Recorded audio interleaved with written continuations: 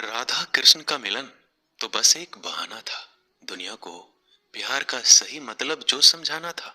राधा के सच्चे प्रेम का यह इनाम है।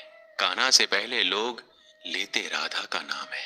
प्रेम एक ऐसा अनुभव है जो मनुष्य को कभी परास्त नहीं होने देता, और घृणा एक ऐसा अनुभव है जो मनुष्य को कभी जीतने नहीं देता। इंसान का मुश्किल वक्त उसके लिए एक दर्पण की तरह होता है जो हमारी क्षमताओं का दर्शन हमें करवाता है। इस पूरे ब्रह्मांड में ऐसी कोई ताकत नहीं जो इंसान की इच्छाओं की पूर्ति कर सके, क्योंकि इंसान की इच्छाएं एक समुद्र के समान होती है जिसे कभी भी भरा नहीं जा सकता। अगर आप जीवन में असफल होते हैं तो आपको दोबारा प्रयास करने में कभी घबराना नहीं चाहिए, क्योंकि जब आप दोबारा प्रयास करते हैं तो आपकी शुरुआत सुनने से नहीं बल्कि आपके अनुभव से होती है।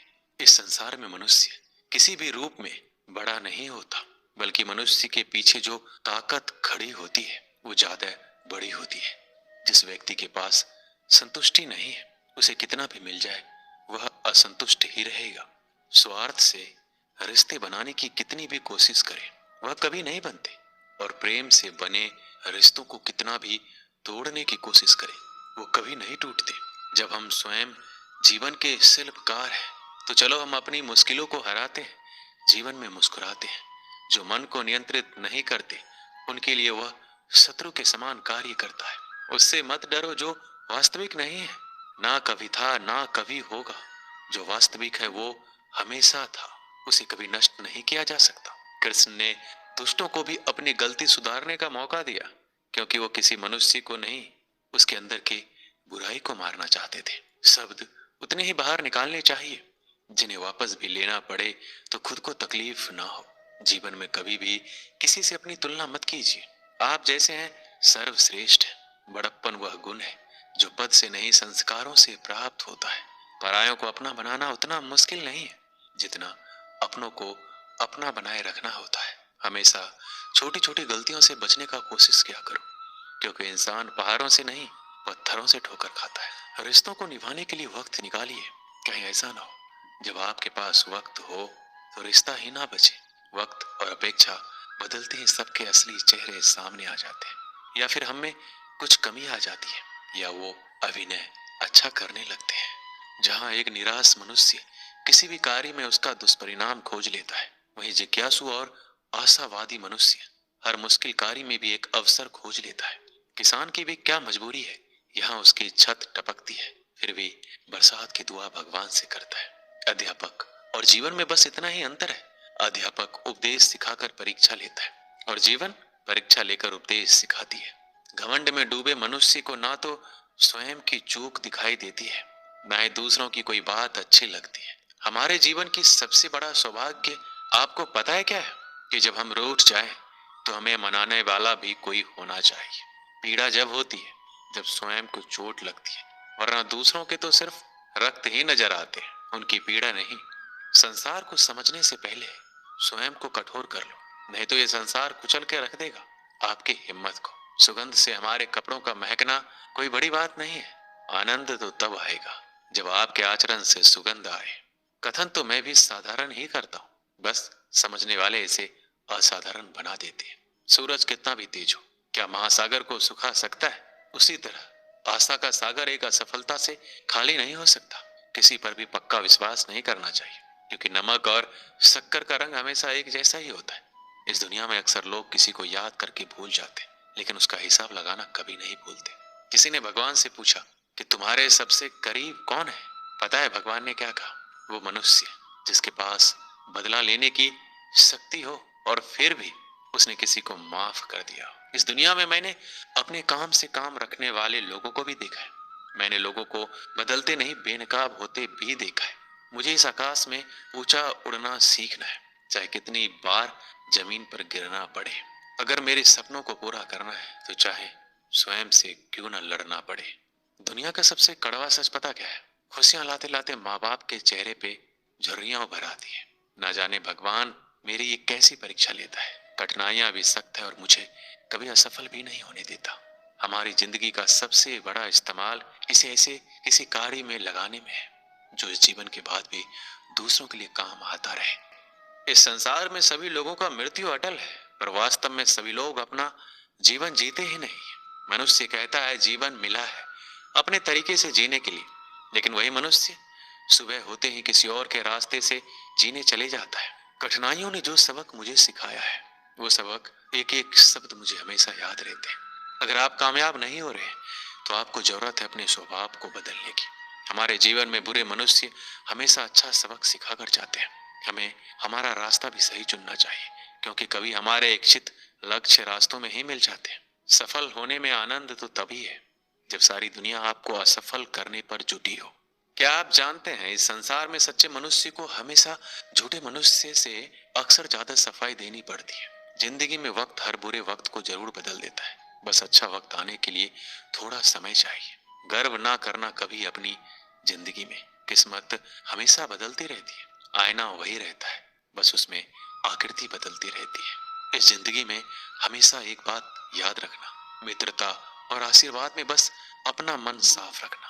मुझे मित्रता करनी है इस समय के साथ, मैंने देखा है ये अच्छे अच्छों को पूरा बदल देती है। हर कोई चिंतित है मेरे ज्यादा बोलने से, और मैं चिंतित हूँ अपने अंदर के निशब्दता से। जब तक जीना ना सिखा देती ये जिंदगी, आपको मरने भी नहीं देगी। मेरी जिंदगी एक चक्रव्यूह है और मैं उसका अर्जुन। मेरा पूरा जीवन एक बड़ी कहानी है और उसमें ऐसे हजारों पन्ने हैं जो मैंने अभी तक नहीं पढ़े हैं। कुछ करने की शुरुआत जीवन में ख्वाब देखने से ही शुरू होती है और वो ख्वाब पूरा करने पर खत्म। हमारे जीवन में खुद को पराजित करना किसी और को पराजित करने से ज्यादा अच्छा है। मेरे जीवन को सुलझाते सुलझाते मैं खुद ही उसमें उलझ गया। अपनी मुसीबतों का कारण किसी दूसरों को मानने से आपकी मुसीबतें कभी कम नहीं हो सकती। अगर आप खुद को जिंदा मनुष्य समझते तो हमेशा गलत का प्रतिकार करना सीखो, क्योंकि सागर के लहरों के साथ लाशें बहा करती है, कुशल तैराक नहीं। जीवन में सदा काम करते रहने की आदत ही आपको सफल इंसान बना सकती है। जीवन के कुछ अच्छे पल आप अपने और अपनों के साथ गुजार लीजिए, क्या पता आपको फिर ये पल मिले या ना मिले। सफलता पाने के लिए एक रात काफी नहीं, इसे पाने के लिए बहुत रातों को जागना पड़ता है। जीवन में होने वाली गलतियों का उद्देश्य आपको बिगाड़ना नहीं, सुधारना होता है। ये जीवन के मायने हमें असली संसार के अनुभव सिखलाती है। जब आपके जीवन के चारों ओर हताश और निराशा हो, जब दुखों ने आपको हर जगह से घेर रखा हो, तब आप सच्चे मन से कृष्ण जी के नाम का दीपक जलाना और अपना सब हाल श्री कृष्ण को सुना देना। श्री कृष्ण स्वयं आपके सारे दुख हरने आएंगे। मनुष्य अपने सच्चे हृदय से जो दान दे सकता है वह अपने हाथों से नहीं दे सकता, और मौन रहकर हम जो कह सकते हैं वह हम अपने शब्दों से नहीं कह सकते। श्री कृष्ण कभी भी हमारा हाल नहीं पूछते। श्री कृष्ण अपने सच्चे भक्तों पर हर घड़ी नजर रखते हैं। प्राचीन समय की बात है, एक राज्य में एक राजा राज करता था। उसका राज्य खुशहाल था, धन धान्य की कोई कमी नहीं थी। राजा और प्रजा खुशी खुशी अपना जीवन यापन कर रहे थे। एक वर्ष उस राज्य में भयंकर अकाल पड़ा। पानी की कमी से फसलें सूख गई। ऐसी स्थिति में किसान राजा को लगान नहीं दे पाया। लगान प्राप्त न होने के कारण राजस्व में कमी आ गई और राजकोष खाली होने लगा। यह देखकर राजा चिंता में पड़ गया। हर समय वह सोचता रहता कि राज्य का खर्च कैसे चलेगा।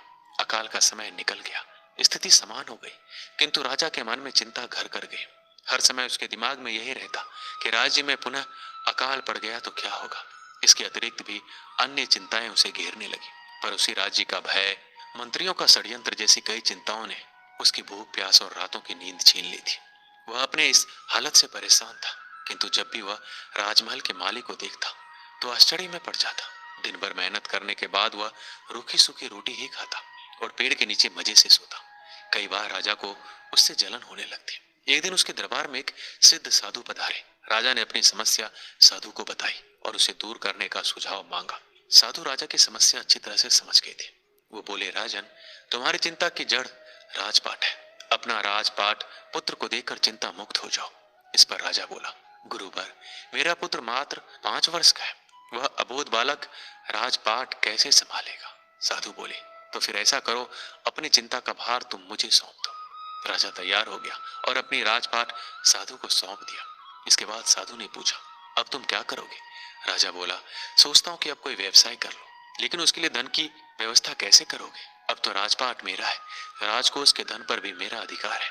राजा ने उत्तर दिया, तो मैं कोई नौकरी कर लूंगा।